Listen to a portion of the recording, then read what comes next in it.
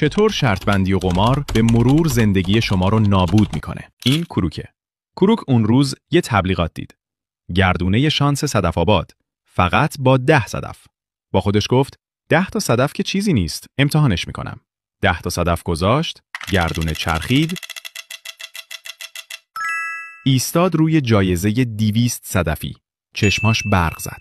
اون حس شیرین برد زد زیر پوستش. دوباره بازی کرد، باخت. بازم بازی کرد، باخت. برای بار 4م بازی کرد. برد. این بار 50 صدف. کروک با لبخند گفت فهمیدم. یه الگویی داره. فقط باید قلقشو بدونی. 1 ساعت گذشت، اون 250 صدف رفت. به علاوه 100 صدف خودش. کروک عصبانی شد. نه، من باید باختم و جبران کنم. نگاه کرد به حسابش. فقط 1000 صدف مونده بود. اونم پول اجاره خونه بود.